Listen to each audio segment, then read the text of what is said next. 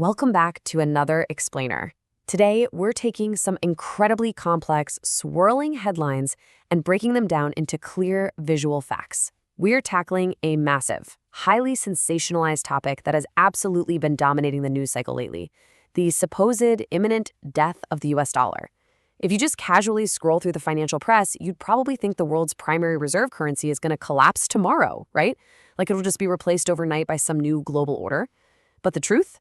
Well, as always, it's far more fascinating. It's a lot more nuanced, and understanding it is absolutely crucial to understanding the future of global wealth.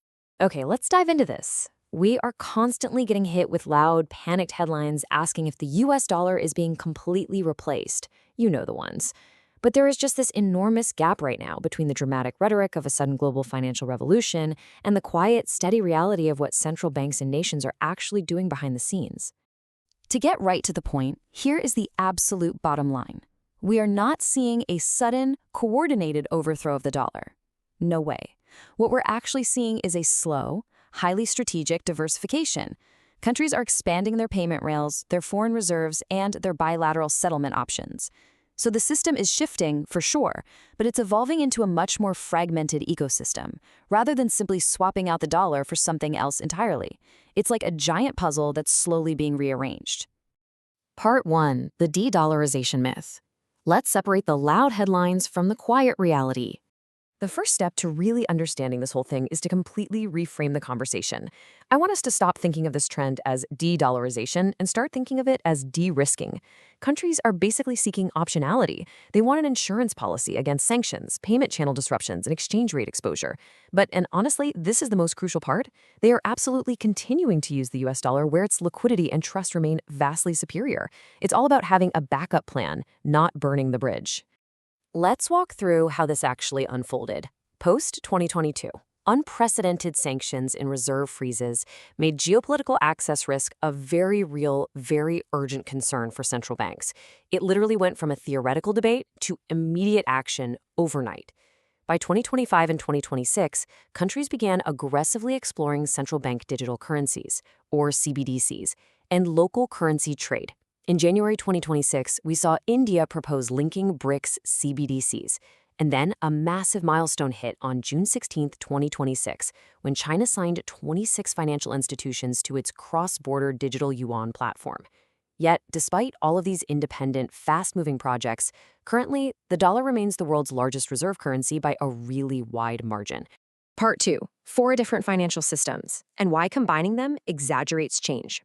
Think of these as the 4 pillars of global finance. Payment messaging is how institutions transfer value. Trade invoicing is the currency written on the contract itself.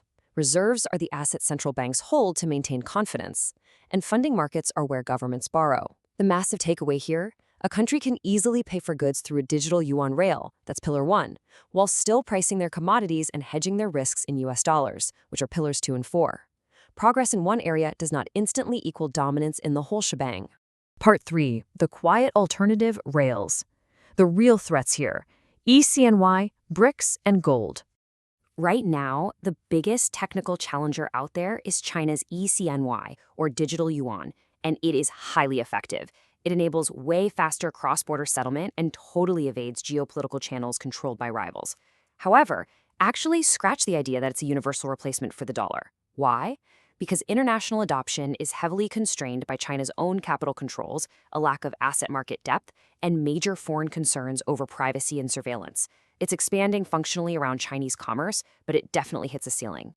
Now, what's really interesting about this slide is how it dismantles the biggest myth out there right now, the much-hyped BRICS currency.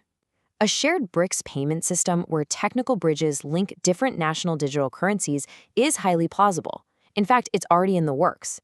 But a single BRICS currency? That requires economies with wildly different inflation rates, geopolitical interests, and capital controls to agree on a complex political and monetary union. And this is the stark reality we have to remember. Linking technical payment bridges to settle trade faster, well, that's really just software. But sharing monetary policy, fiscal risk, and giving up sovereign control to a unified currency, that is a massive, complicated political leap that countries like India and China are just not currently positioned to make together. Which brings us to the oldest alternative of them all: gold. Central banks have been buying physical bullion at record-breaking paces. Why? Because, quite simply, gold is nobody else's liability. When you hold physical gold, right there, in your own vault, you don't depend on another government's promise to pay, and you completely eliminate your exposure to their sanctions or asset freezes. It's safe. But we kind of have to think of gold like a computer operating system. It's fantastic standalone insurance, but it's not a complete modern monetary system. Gold does not give you a massive yield-bearing government bond market. It doesn't offer flexible emergency credit or routine trade finance at the multi-trillion-dollar scale of the U.S. market. So central banks are buying gold as a hedge, not because they are fully abandoning the dollar ecosystem. Part 4. Why the dollar still wins, and the incumbent's massive structural advantages.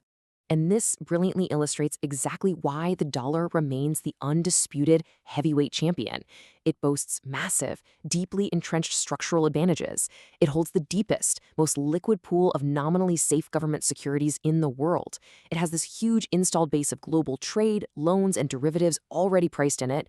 When a crisis hits, the Federal Reserve provides unmatched swap lines for emergency liquidity. And finally, network effects. Because everyone else uses it, it is simply cheaper and easier for you to use it too. That ecosystem is incredibly sticky.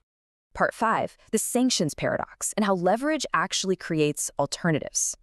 Okay, this is the sanctions paradox, and it's a fascinating geopolitical twist. On one hand, financial sanctions incredibly demonstrate the sheer power and reach of the dollar-centered system. But simultaneously, they create the exact incentives targeted nations need to build an escape route. It is a direct cause and effect. The more effective the network is as coercive leverage, the more heavily targeted states and even just neutral observers invest in alternative rails to ensure their own economic sovereignty. Part 6. Let's move to and see how this builds into future scenarios to watch in a multipolar world. Like we said, an overnight dollar collapse is just a myth. What we are actually watching for over the next decade are these nuanced shifts across different scenarios. We could see block fragmentation, where sanctions split the world into parallel, higher-friction systems. Or we could see a renminbi trade zone, where the digital yuan gains regional power but not global dominance. Or, if a severe global crisis hits, we might even see dollar reentrenchment, as panicked investors temporarily flee right back to the safety of U.S. treasuries. But of all those scenarios, the data points squarely to this one: gradual multipolarity. The most realistic future over the coming years is not some completely dollar-free world, but a much more contested, fragmented, dollar-centered system.